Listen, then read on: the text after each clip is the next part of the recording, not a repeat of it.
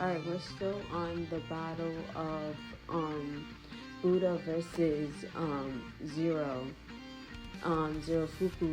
and we're going into the backstory of Zero, of him becoming Zerofuku, right? So he, after he got like insulted or whatever, he's sitting here like not understanding why they're not happy. And he's just like, why? He's like having like a reality crash right now of like, wow, I did all this for these people and they're still not happy, they're still not grateful. And like the bird that he saved like went to go show him love and gratitude, and his darkness of what he absorbed started to grow into like this smoky, like kind of purplish but smoky fog, and it shooed the bird away. And I don't know what's gonna happen after this, but it looks really intense. Like I feel like he's gonna crash out on the town. I'm gonna take out my hair after this. I finish the series, but so he, as he's sitting there like realizing everything, he comes to like pull himself together. Buddha is coming down the street with his followers following him. So this matchup kind of isn't a coincidence. These two have history, bro. So I don't think Zeus was dumb with picking Zero, but I don't think it was a coincidence that Zero would be the one to fight Buddha, since they both kind of like want the same thing in sense of wanting people to be happy and stuff like that. But I feel like maybe Zero may envy Buddha because he has people following him and not absorbing their pain, not taxing his own life, you feel me, for others, but in a sense guiding and leading people, you know what I'm saying? um so they have two different styles as far as gods, you know what I'm saying? And because it says that he chose this, you know what I'm saying, this is what he chose to do as his position as a god, to make people happy. So at the end of the day, I don't think Zero realized what he was putting on himself, but he wanted this. Think about it, this is a position that Zero ended up picking as a child, so I don't think he thought of the long-term things. And then as we can see, Buddha is an adult. So Buddha, like I feel like he did 6 years of solitude, and I'm thinking within the 6 years of solitude, this had to be when he was more of an adult. You know what I'm saying? Because it's kind of giving that. Because Zero's still younger and Buddha's an adult. So I'm thinking Buddha's in his early 20s and Zero is like maybe like 11, 12 years old. No older than a teen yet. See? And they're having a conversation now. And Buddha tells Zero that you shouldn't force happiness upon others and that it should come from within. And he was like, I did everything to make them happy, I absorbed their pain. And he was like, that's your problem. So like he's just sitting there in shock, like, what are you talking about? Like, you know what I'm saying? See, that what I was saying in theory made sense. You know what I'm saying? Because Buddha is saying that like there's a duality to everything. There's light and dark. So that's why Zero ended up becoming Zero, because he was of the light, but he ended up absorbing dark, so which made him light and dark. So Zerofuku, when he's in this like state of wow, y'all are ungrateful and stuff like that, that's his like true form that he created, you know what I'm saying, after absorbing, like I already said. But the um seven gods of the seven gods of fortune, you know what I'm saying, is his like lighter side of himself. And I feel like he ends up, probably what I'm foreshadowing probably, is that he ends up pulling those different parts of himself out of himself to become the seven. And then when he needs to, he creates himself into Zero again, you know what I'm saying, because when he's Zero, he's misfortune.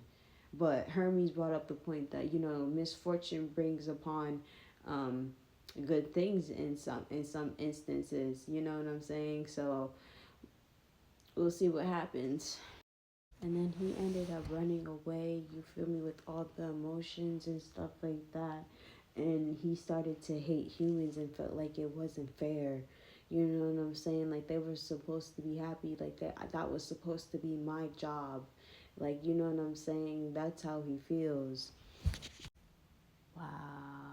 So after that, he became like you feel me. His love turned into hate, and he wanted to destroy the human race, bro. Wow. And where his heart was, a hole formed. So that's crazy, man. This is gnarly.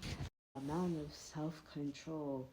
And so after he turned into that like form of Zerofuku, he was about to start to rain terror on the human race, and he was chasing after some people, and it was a mother and her baby, and he was about to get like the baby, and she turned around, and he like stopped himself like and had self-control, and he like put his hands around his neck to restrain himself, and then he split into the seven. Wow. I keep getting tongue tied, guys.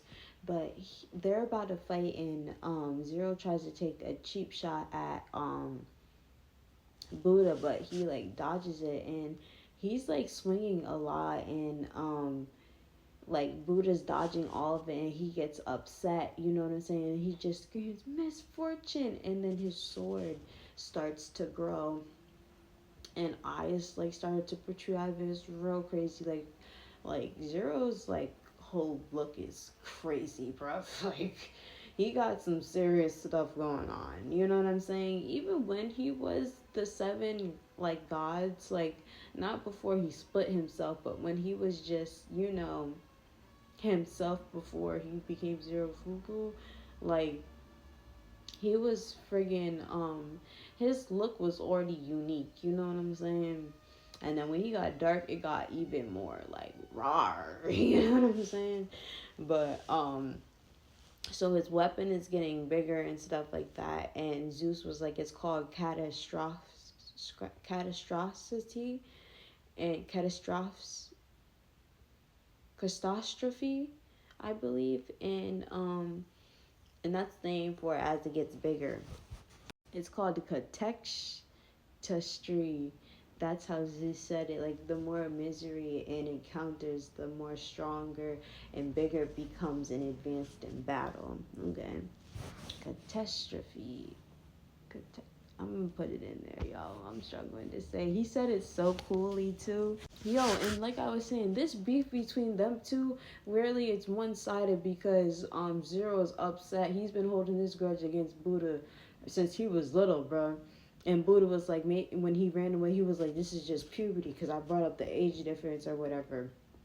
So, um, and he was upset that Buddha didn't even know who he was. Buddha was like, "Have we met?" You know what I'm saying? And that's what led him into trying to attack him.